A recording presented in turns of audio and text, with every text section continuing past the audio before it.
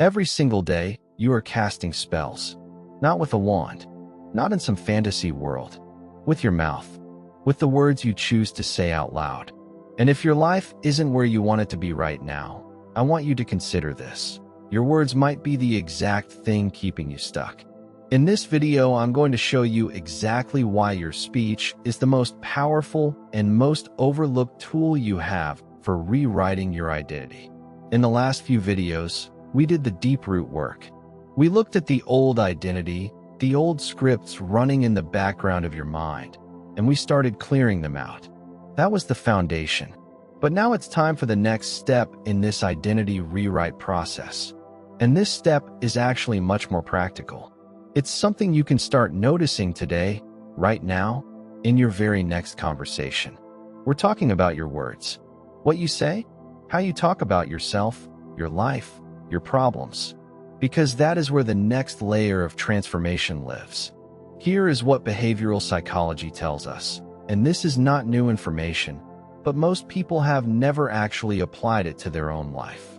What you think, you feel. What you feel drives what you do. And what you do produces the results you see in your life. That is the chain. Thought, feeling, action, result. Every outcome in your life has a root in a thought. So if you want different results, you need different thoughts.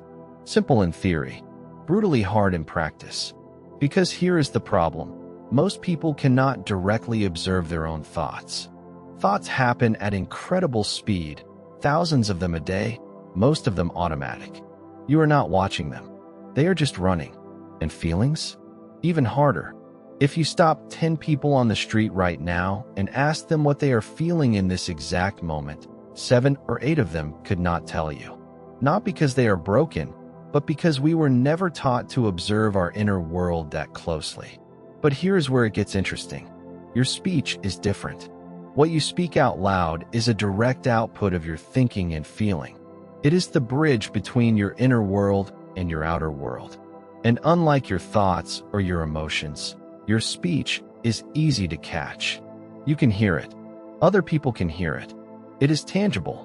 So if you cannot grab your thoughts, and you cannot easily read your feelings, start here. Start watching your words. Notice what you say about your life when someone asks how you are doing. Notice how you talk about money, about your body, about your relationships, about your future. Those words are a window. They are showing you exactly what you are thinking and feeling at a level deeper than you are probably conscious of. Your speech is not just a reflection of your identity. It is reinforcing it every single time you open your mouth. And this is not a new idea. This principle shows up across every major religion and spiritual tradition in history.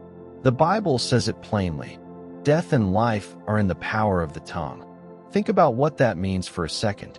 Death and life, not just mood or motivation. Life itself. And in Genesis, the very first act of creation is God speaking. He does not think the world into existence. He does not write it down. He says it, let there be light. And in Psalms, there is a prayer, set a guard over my mouth, O Lord.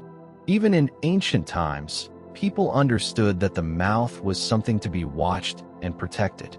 Florence Scovel Shinn, in her book Your Word is Your Wand, wrote about the power of the spoken word in the early 1900s. She understood what modern psychology is just catching up to now, that what you say out loud has creative power. Now here is what most people miss when they first hear this. They think, okay, I just need to say more positive things. Say affirmations. Say I am rich, I am healthy, and magically everything will change. That is not what I am saying. In fact, starting with forced positive affirmations when you are still deeply wired to the old identity is like trying to paint over rust. It does not hold. What you need to do first, before you can plant anything new, is stop feeding the old. Neville Goddard called this the mental diet.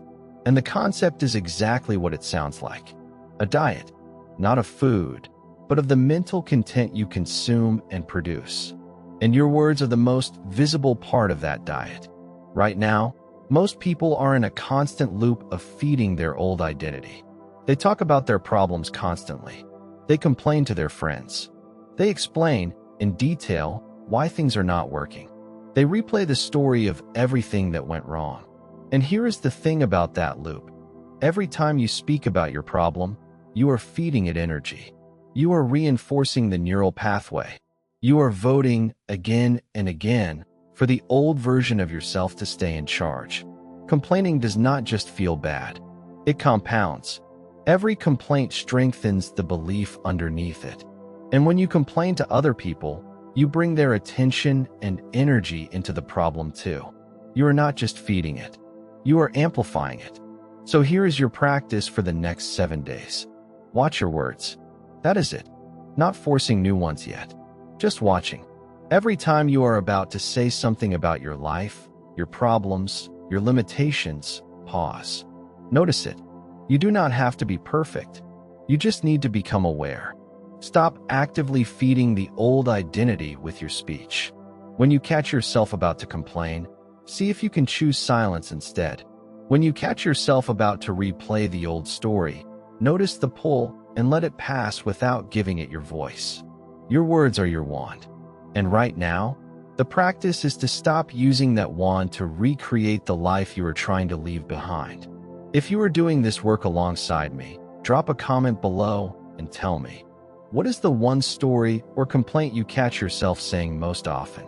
That is the one to watch most closely this week. And if you want more practices like this for rewiring your identity, subscribe.